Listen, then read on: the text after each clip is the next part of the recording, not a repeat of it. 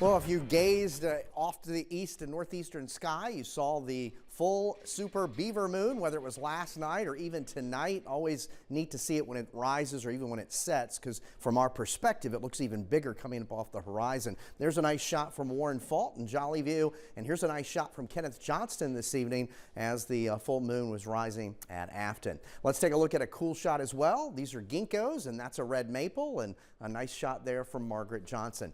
Made up to high of 74 this afternoon, driven by strong southwesterly winds. We're currently 68. The winds are still going to be breezy here tonight. We'll likely have an uptick for a while until a front comes through late tonight. Temperature right now at the Valley Airport in Weir's Cave, 69, making up to 74 as well. There were numerous gusts over 25 up to 35 miles an hour, stronger along the ridge tops of the Blue Ridge and points west. So most of us at this hour are in the upper 60s with few exceptions, and there's still some stronger gusts out there, but it's still going to remain breezy here for several more hours. We do have a wind advisory for the Blue Ridge Mountains until 1 a.m., so be mindful crossing Route 33, I-64, Route 250 over the mountains. Could still have some occasional gusts up to 50, and this is just a snapshot going forward this evening. Again, the strongest wind gusts will be along the ridge tops, whether it's the Blue Ridge or the Alleghenies, but still we're talking about 10, 15, 20 plus mile per hour winds. Now overnight, the winds will shift more to the northwest and then northerly, and they'll kind of lighten up by daybreak tomorrow.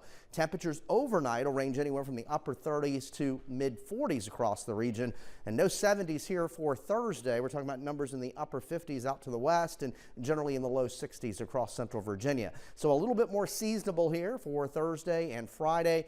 Later Friday night into early Saturday, there will be the chance of a few showers with another front that approaches. We'll get a little bump in the numbers to start the weekend, many of us in the low 70s on Saturday. Then we'll watch another front in here, a stronger front later Sunday into Monday.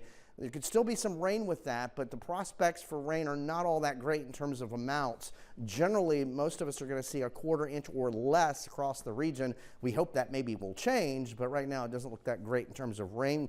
But the temperature tumble next week will be significant. These are just some high clouds that are filtering through. The main engine driving this next front is up across western New York. The attending fronts back to the Ohio Valley. It'll pass through here dry. But as we look at the jet stream, these are little what we call troughs. This one's a subtle one that's passing through tonight. And then as we head into later Friday into Saturday, that's a subtle one. But then by Sunday into Monday, look at how deep this trough is. That's allowing the first real taste of some winter-like temperatures to impact the eastern seaboard. And there will be lake effect snows ongoing early next week. Could there be some flurries making it east of the mountains? Yes, but any significant snow will be well out to the west. But it will be sharply colder by Monday. Temperatures tonight, upper 30s to mid 40s. There's a look at the Michael and Son 7-day forecast. Temperatures more seasonable here to finish out the week. A couple of rain chances there Friday night to Saturday. Another opportunity there on Sunday, but the big temperature drop next week will be pronounced.